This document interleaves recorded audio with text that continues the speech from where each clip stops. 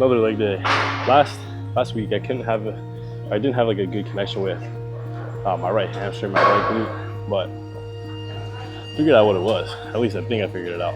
And I haven't really been doing too many glute dominated movements during my leg days. And I warmed up today with a little hyper and or fucking abduction, I think it is. I think that's what it is. But I got some good glute activation, and I felt my hamstring twitching the entire time. So I knew it was waking something up. But something, you know, last resort, not my favorite movement in the world, but really gets the job done. If you need to feel something, you can either hop on the Nordic hamstring curl here, or you can even get on the bench and throw a dumbbell between your feet and do hamstring curls like that. You just really focus on contraction, you feel everything.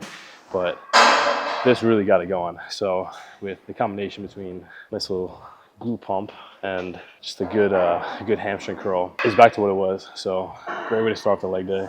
Moving over to leg extension. And I want to do something heavy today, whether that's a hack squat, regular squat, I don't even know. But everything's feeling pretty good, not gonna lie. And early morning, well, not early morning, earlier lift.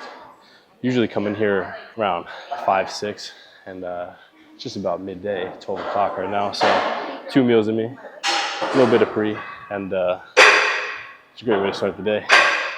Huge tip when you're doing the Nordics though, you really wanna push your hips forward and almost contract your glutes as you're going down.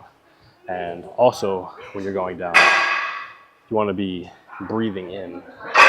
And when you hit the bottom, you're ready to explode back up. Keep your hips forward and then just blow everything out and just fire back up. And it's a different machine. The more weight you put on here, the easier it gets. So it's reverse, but it's really good.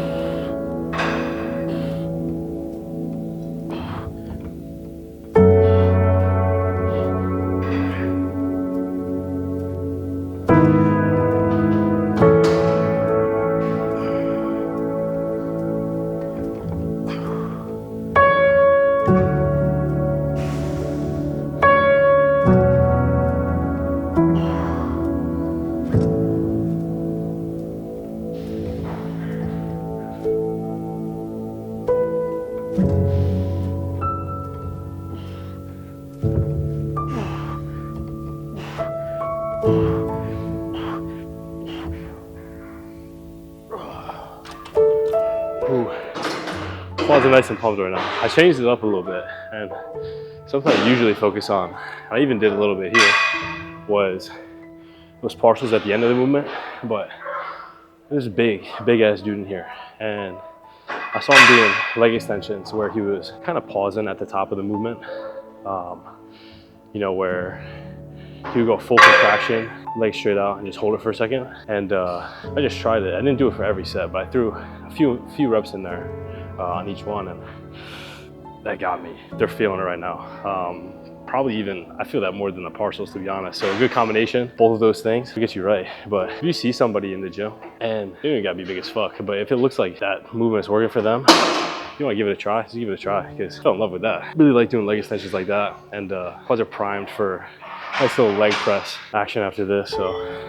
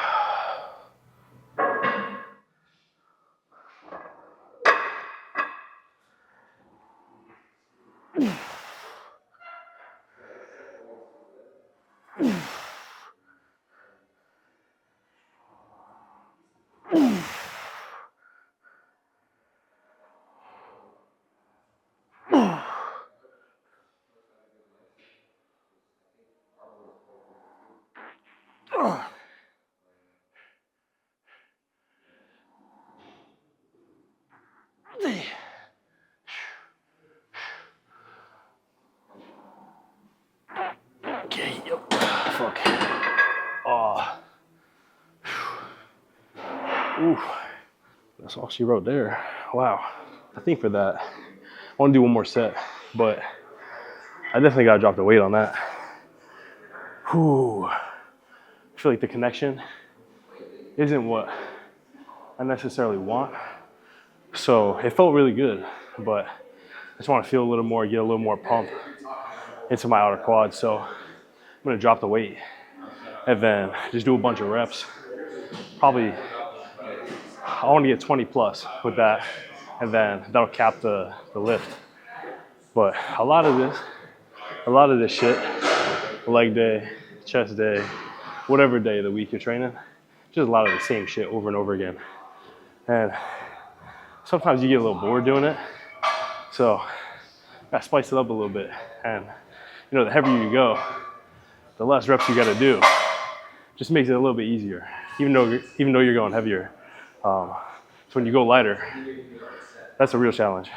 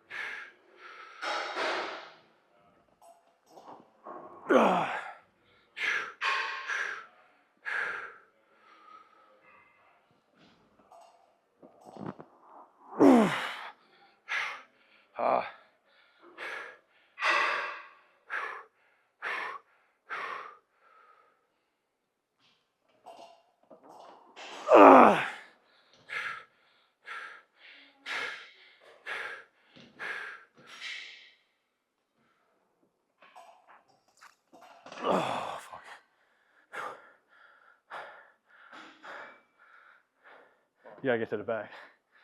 Trust. That shit not gonna move. Okay. Oh, fuck. All right, so that's another movement where you kind of just want to go heavy, because if you start going lighter on that and you do a bunch of reps, it's just gonna be absolute torture and it's gonna fucking suck. So the heavier you go, even though it's gonna be harder, it's gonna be easier in a sense. At least, you know, less cardio intensive, because that really gets you when you start doing upwards of 12, 15 reps. If you can hit it at like a cap of somewhere between 8 to 10, that's probably like the sweet spot. You don't really want to go more than that on that movement. And that's not really something I do too often, but I tried it about 3 leg days ago, and the activation of my quads just felt crazy. And you know, my hamstrings are feeling good today. Quad activation is lacking for some reason. I don't know, the past few leg days has just been like a little bit off, and I don't know, there's something going on. But you know, not complaining about it. Try to mitigate that with the true squat, and you know, I got exactly what I wanted out of that. My quads are pumped like crazy. I'm feeling everything, and it's just, that's a fucking humbling machine. Like, you try to throw a bunch of weight on that and it's just not going to go anywhere. It feels really good though. So if you haven't tried that, really recommend. Or you can even do something similar with Smith machine, at least a straight up and down Smith machine, and like a foot wedge. If you put the foot wedge under your feet, like directly under your feet or like slightly out in front, you can get like a similar movement to it. It's not going to have a back support, so you're going to have to be conscious of that. But you know, overall the mechanics are like pretty much there, or at least similar. So yeah, I just love that. Quads are pumped like crazy. I think that's all I got really. You know, I have a bit of a head pump going from today's leg day, and I don't know, I kind of like it. To be honest, bro, just like fucking life is lifing, you know? So it's a good fucking workout. It's a good workout when you can just, you know, de-stress and fucking leave your mind for a second. So it's always a good one.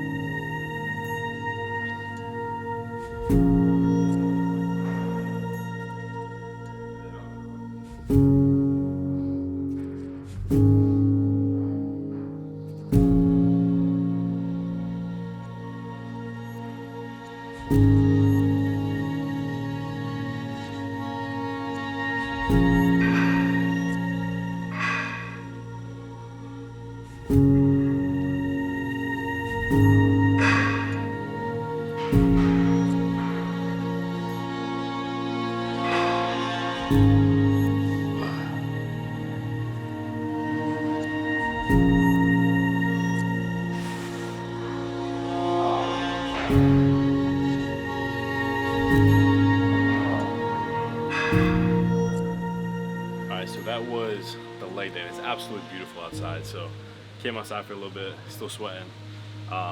But overall, not a bad day. I'm still getting worked on my hamstring and like the side of my quad. It's still like a little iffy. I'm feeling it throughout certain leg movements, and I'm not getting the best mind muscle connection, but it is what it is. You gotta work through it. You gotta grow the legs. Nobody's gonna grow them for you.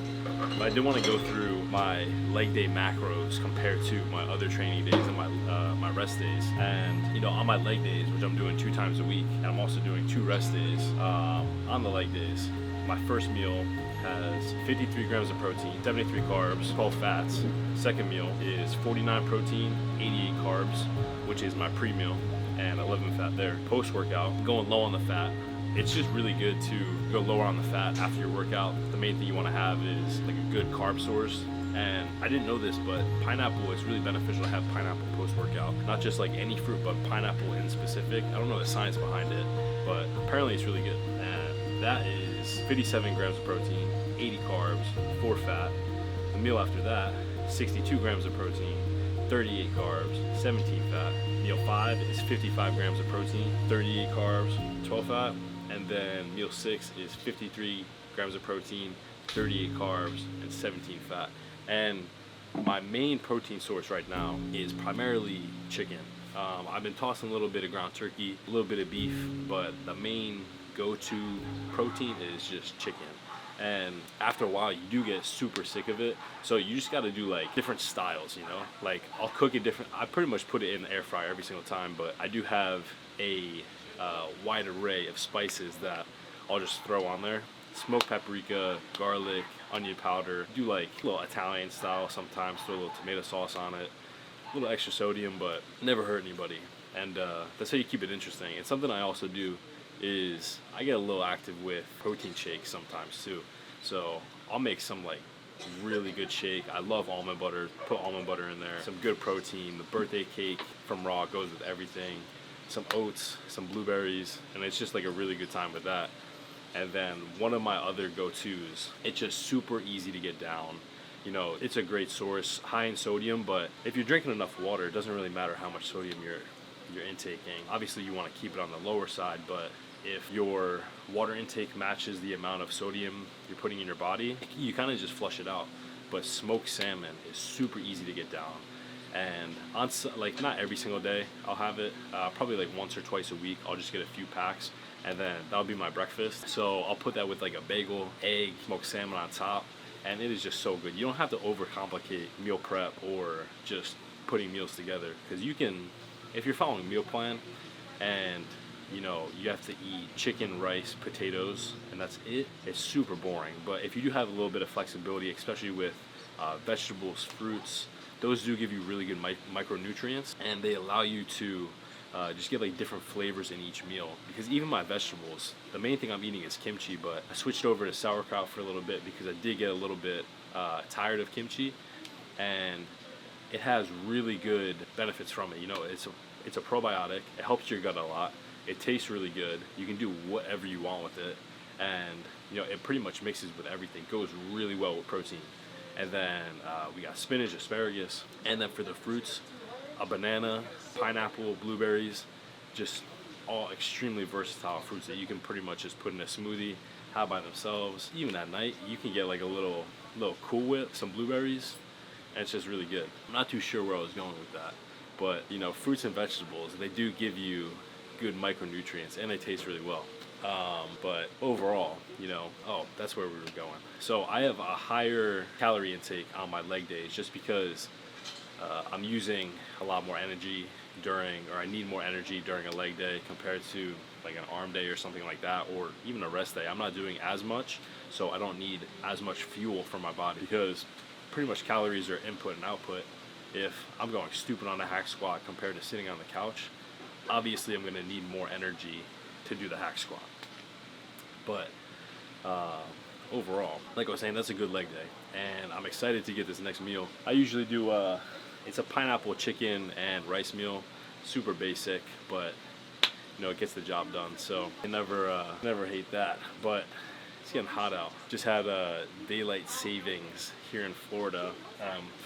That was stupid. It's everywhere in the United States, but not this hot everywhere else. So I'm starting to sweat. I think it's almost a good 80-something degrees today. My back's frying up. And I do want to turn around and get a little bit of sun on my face. So, you know, if you guys are having a bad day, just remember, it's just a bad day, not a bad life. And just do one thing that makes tomorrow better than yesterday. And there's a whole bunch of commotion behind me, and I think there's 2 dogs going at it, but I don't even know what I was saying. But thank you for watching, thank you for tuning in, and I will catch you guys in the next video.